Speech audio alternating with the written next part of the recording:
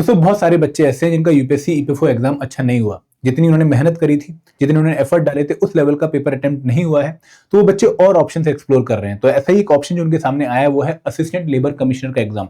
But दोस्तों जब भी हम किसी नए एग्जाम की तरफ जाते हैं तो हमेशा उसको कंपेयर करते हैं कि भाई जो एग्जाम में ऑलरेडी प्रिपेयर कर रहा था उसके कंपैरिजन में ये एग्जाम कैसा है, इस एग्जाम को क्वालिफाई करने के बाद मुझे क्या मिल सकता है, कैसी प्रोफाइल रहेगी मेरी जॉब की। तो यहाँ पर मैं आप लोगों को कंपेयर करके देने वाला हूं दो पोस्ट को। एक पोस्ट जो आप ऑलरेडी प्रिपेयर कर रहे थे असिस्टेंट प्रोविडेंट फंड कमिश्नर की, और एक पोस्ट जिसको आप प्रिपेयर करने की सोच रहे हैं असिस्टेंट लेबर कमिश्नर की, ताकि आप लोगों को क्लैरिटी मिले भाई इन दोनों पोस्ट में आप लोगों को क्या सिमिलैरिटीज और क्या डिफरेंस देखने को मिलेंगे और क्यों आपको एपीएफसी एग्जाम के बाद एएलसी एग्जाम को अप्रोच करना चाहिए।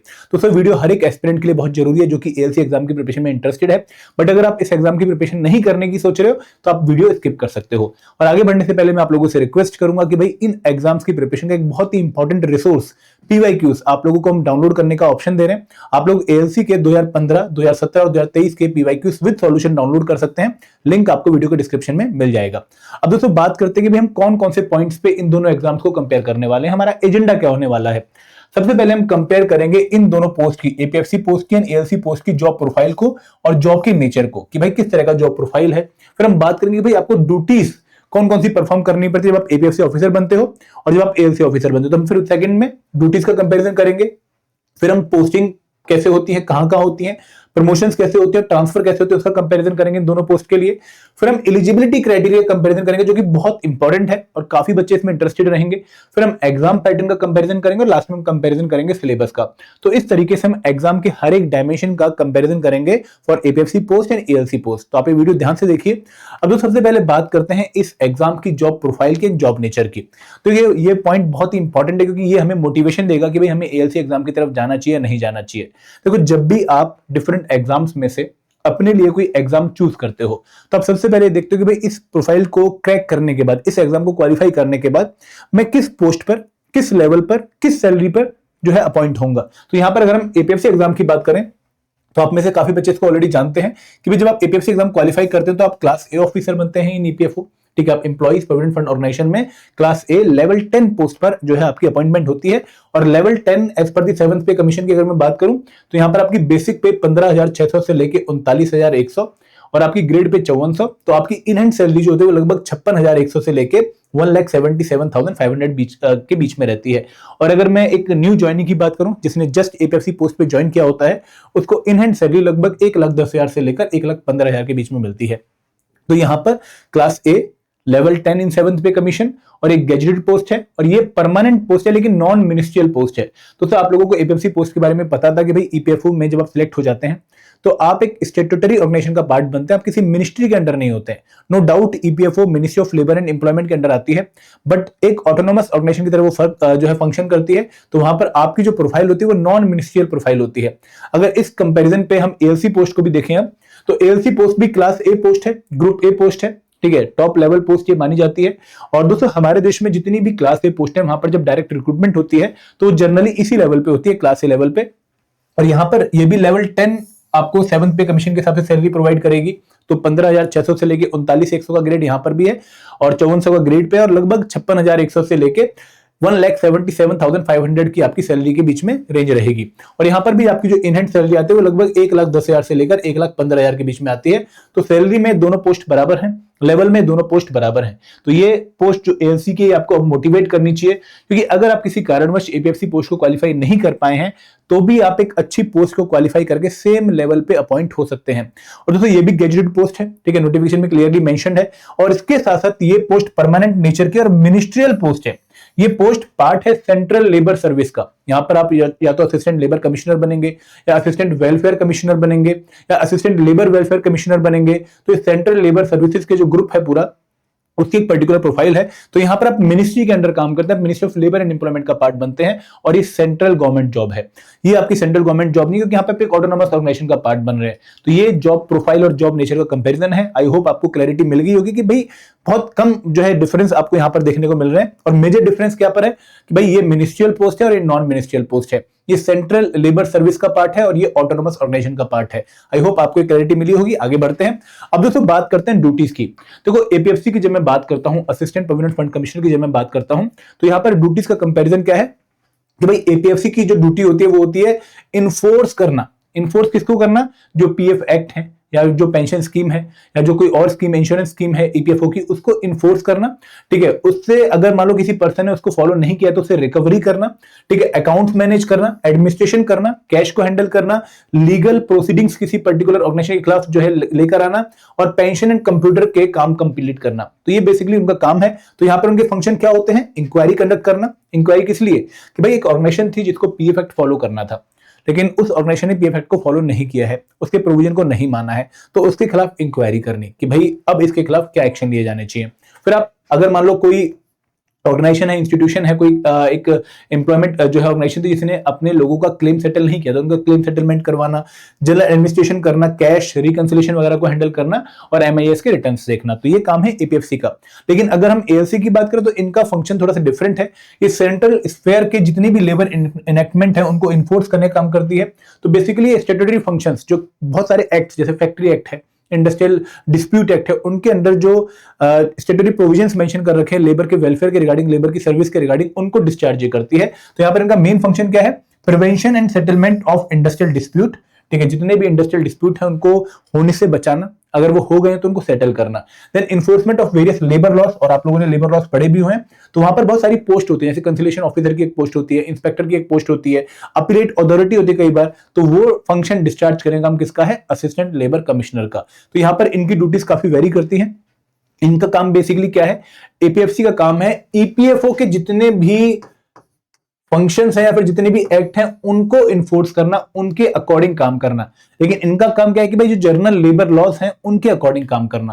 तो यहां पर आप लोगों को एक डिफरेंट प्रोफाइल देखने को मिलेगी, बट बहुत इंटरेस्टिंग प्रोफाइल है। अब आगे बढ़ते हैं, आप कंपैरिजन करते हैं पोस्टिंग्स का, प्रमोशंस का और ट्रांसफर का। देखो, अगर मैं बात करूं एपीएफसी की, तो यहां पर ऑल इंडिया पोस्टिंग आपकी होती है, और पोस्टिंग रैंक के बेसिस पे होती है कि भाई किसी बच्चे का जितना अच्छा रैंक आएगा, ठीक है, अगर वो टॉपर होगा तो उसको उसकी चॉइस की जो है पोस्टिंग मिल जाएगी। सेम केस आप लोगों को एएलसी में भी देखने को मिलेगा। यहां पर भी अगर आपका रैंक टॉप है तो आपको आपकी पसंद की चॉइस मिलने के ज्यादा चांसेस हैं। अगर मैं प्रमोशंस की बात करूं, दोनों ही ऑर्गेनाइजेशन में आप लोगों को रेगुलर प्रमोशन देखने को मिलती है। यहां पर आप 5 साल बाद आरपीएफसी बन जाते हो, फिर आप सीपीएफसी बन जाते हो। इस तरीके से आपकी प्रमोशन रेगुलरली होती रहती है, और यहां पर भी आप लोगों को रेगुलर प्रमोशन ही देखने को मिलेंगी। हर 5 साल बाद लगभग आप लोग प्रमोट होकर नेक्स्ट लेवल पे पहुंचते हो। अगर मैं ट्रांसफर की बात करूं तो दोनों ही केसेस में आप लोगों को ऑलमोस्ट सिमिलर ट्रांसफर का नेचर देखने को मिलेगा। यहां पर क्योंकि ईपीएफओ के अपने एक्ट में लिखा हुआ है कि भाई आपको एक पर्टिकुलर जगह पर 3 साल और एक पर्टिकुलर कैडर में, एक पर्टिकुलर स्टेट में आप लोगों को 9 साल रहना पड़ेगा, तो उसके बाद आप लोगों को ट्रांसफर होनी पड़ेगी। लेकिन यहां पर जो सेंट्रल गवर्नमेंट के रूल हैं उनके हिसाब से आप लोगों की ट्रांसफर होती है। तो जैसे ही किसी और ऑर्गेनाइजेशन में या किसी और स्टेट पे आप लोगों को वैकेंसी देखने को मिलेगी तो आप लोगों की ट्रांसफर वहां पर हो जाती है। बट दोस्तों, यहां पर भी आप लोगों को लगभग 5 साल या 6 साल बाद किसी दूसरे स्टेट में जाना ही पड़ता है। ऐसा नहीं है कि आप लोगों को एक ही जगह पे परमानेंट पोस्टिंग मिल सकती है। हाँ, कुछ एक्सेप्शनल केसेस में आपको परमानेंट पोस्टिंग यहां पर भी मिल सकती है। ठीक है, वो एक्सेप्शनल केस है, फॉर एग्जांपल फैमिली इश्यूज हैं, मेडिकल इश्यूज हैं, तो उस केस में आपको एक जगह पे थोड़ा ज्यादा रुकने दिया सकता है। परमानेंट आपको हमेशा एक जगह पे रुकने दिया जाएगा ऐसा नहीं होगा यहाँ पर भी। ठीक है, तो ये पोस्टिंग, प्रमोशन, ट्रांसफर के रिगार्डिंग आप लोगों को कंपेरिजन देखने को मिल रहा है। अब बात करते हैं eligibility criteria, and this is the most important part. ठीक है, प्रमोशंस, पोस्टिंग, ट्रांसफर, ये तो हम इतना ध्यान नहीं देते हैं, लेकिन जब हम मेन बात करते हैं तो हम बात करते हैं कि भाई क्या हम इस एग्जाम को दे सकते हैं एएलसी को या नहीं दे सकते हैं। देखो, ईपीएफओ के एपीएफसी एग्जाम की एलिजिबिलिटी कंडीशन बहुत ही सिंपल थी, बहुत ही क्लियर थी कि भाई यहां पर आप लोगों को इसेंशियल क्वालिफिकेशन कहते हैं कि भाई आप लोगों का ग्रेजुएट होना जरूरी था। अगर आप लोगों के पास डिग्री थी रिकॉग्नाइज्ड यूनिवर्सिटी की तो आप इस एग्जाम के लिए एलिजिबल थे, और कोई कंडीशन यहां पर इसेंशियल नहीं थी। मतलब फॉर्म फिल करने के लिए आपके पास ग्रेजुएशन का सर्टिफिकेट होना बहुत जरूरी था, आपके पास डिग्री होनी बहुत जरूरी थी। और डिजायरेबल क्या थी कि भाई अगर किसी बच्चे के पास डिप्लोमा है लेबर लॉ में, पब्लिक एडमिनिस्ट्रेशन में या फिर कंपनी लॉ में, तो उसको मोर डिजायर्ड माना जाएगा। बट इसकी वजह से आप फॉर्म नहीं फिल कर सकते, ऐसा नहीं था। अगर किसी बच्चे के पास ये डिप्लोमा नहीं भी था, स्टिल वो फॉर्म फिल कर सकता था। तो यहां पे ये वाला इशू जो है वो बच्चों को परेशान नहीं कर रहा था। बट अगर मैं बात करूं एएलसी एग्जाम की, तो यहां पर वो कंडीशन डिप्लोमा वाली अब इसेंशियल हो चुकी है। मतलब डिप्लोमा होना जरूरी है अगर आप इस एग्जाम का फॉर्म फिल करना चाहते हैं। तो यहां पर इसेंशियल कंडीशन क्या थी? एजुकेशनल, कि भाई आपके पास डिग्री तो होनी चाहिए, सेम कंडीशन यहां वाली ईपीएफसी वाली। लेकिन डिग्री के साथ साथ आपके पास social work, labour welfare, labour law, industrial relation या फिर पर्सनल मैनेजमेंट में डिप्लोमा होना जरूरी है फ्रॉम रिकॉग्नाइज्ड यूनिवर्सिटी और institution, UGC approved, AICT approved. ठीक है, ऐसे इंस्टीट्यूशन से आप डिप्लोमा करें और वो 6 महीने का 1 साल का डिप्लोमा हो सकता है। तो ये यहाँ पर इसेंशियल कंडीशन आ गई है, तो इसके बिना आप फॉर्म फिल नहीं कर सकते। तो बच्चों को ये डिप्लोमा करना बहुत जरूरी है अगर आप एएलसी एग्जाम के लिए अप्लाई करने के बारे में सोच रहे हैं। और यहाँ पर डिजायरेबल क्वालिफिकेशन क्या है, जिसका फर्क फॉर्म फिलिंग में नहीं पड़ने वाला, लेकिन अगर है तो अच्छी बात है, वो है degree in law from recognised university. तो यहाँ पर इसका इंपैक्ट नहीं है, लेकिन इस डिप्लोमा का इंपैक्ट बहुत है, और ये कंडीशन काफी बच्चों को परेशान करेगी क्योंकि उनके पास अभी डिप्लोमा नहीं होगा। तो दोस्तों अभी एएलसी एग्जाम की नोटिफिकेशन बहुत जल्दी एक्सपेक्टेड नहीं है, ठीक है। वी आर एक्सपेक्टिंग कि भाई सेकंड हाफ ऑफ 2026 में ही नोटिफिकेशन आएगी, उससे पहले चांसेस नहीं लग रहे हैं। तो अगर आप लोगों ने अभी तक डिप्लोमा नहीं किया है तो you can enrol into any diploma course, और उसके बाद आप 6 महीने या 1 साल का डिप्लोमा कर सकते हैं। बट दोस्तों नोटिफिकेशन से पहले ही आपका डिप्लोमा यहाँ पर कंप्लीट होना चाहिए, क्योंकि यहाँ पे last date of filling of application form पे आपकी एलिजिबिलिटी कंडीशन मीट होनी चाहिए, ठीक है। अब दोस्तों अगर मैं एज लिमिट की बात करूं तो दोनों ही पोस्ट के लिए सेम एज लिमिट है, ठीक है। आप जनरल कैटेगरी से बिलोंग करते हैं तो आपकी एज 35 से कम होनी चाहिए। अगर आप ओबीसी कैटेगरी से बिलोंग करते हैं आपकी एज 38 से कम होनी चाहिए, आपको 3 साल की रिलैक्सेशन यहाँ पर मिल रही है। अगर आप schedule caste schedule tribe category से बिलोंग करते हैं, या फिर आप एक्स सर्विसमैन हैं, आप जो है ईपीएफओ में ही इंप्लॉई हैं, या फिर आप किसी और स्टैट्यूटरी ऑटोनॉमस बॉडी या फिर किसी और गवर्नमेंट बॉडी में इंप्लॉई हैं, तो आपको 5 साल की रिलैक्सेशन मिलेगी, आप 40 साल की एज तक अप्लाई कर सकते हैं। और अगर आप पर्सन बेंचमार्क डिसेबिलिटी कैटेगरी से बिलोंग करते हैं तो आप 45 की एज तक इसमें अप्लाई कर सकते हैं। तो यहाँ पर एलिजिबिलिटी कंडीशन एज के रिगार्डिंग बिल्कुल सेम है। एजुकेशन में सिर्फ एक मेजर डिफरेंस ये है कि भाई आप लोगों के पास डिप्लोमा इन 5 में से किसी एक फील्ड पे होना जरूरी है। This is the must qualification. आगे बढ़े, अब दोस्तों बात करते हैं एग्जाम पैटर्न के कंपैरिजन की। तो एग्जाम पैटर्न में कंपैरिजन जब हम करते हैं तो हमें कोई भी डिफरेंस देखने को नहीं मिलता। दोनों ही एग्जाम का पैटर्न बिल्कुल सेम है। आप लोगों को दोनों ही एग्जाम में एपीएफसी में और एएलसी में आपको 2 स्टेज एग्जाम प्रोसेस देखने को मिलता है, जहां पर पहले एक रिक्रूटमेंट टेस्ट है, ठीक है। रिक्रूटमेंट टेस्ट यहां पर भी ऑफलाइन है, और यहां पर भी आपको 2 घंटे का टाइम मिलेगा। 120 क्वेश्चन आपके सामने होंगे। 120 क्वेश्चन में हर एक क्वेश्चन 2.5 मार्क्स का होगा, तो टोटल पेपर आपका 300 मार्क्स का होगा।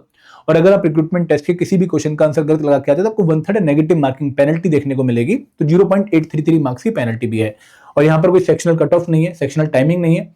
तो रिक्रूटमेंट टेस्ट हिंदी और इंग्लिश में होगा, और आपका सेम पैटर्न है जो एपीएफसी एग्जाम का है। और दोस्तों इसके बाद जब आप रिक्रूटमेंट टेस्ट की कट ऑफ क्वालिफाई कर लेंगे, जो कि हर बार वेरी करती है, you will go to the interview round. और इंटरव्यू में भी यहाँ पर आपको कैटेगरी वाइज कुछ मिनिमम स्कोर दिया गया है कि भाई अगर आप जनरल कैटेगरी से बिलोंग करते हैं तो आपको इंटरव्यू में 100 में से 50+ मार्क्स लेकर आने ही पड़ेंगे। Same for EWS category.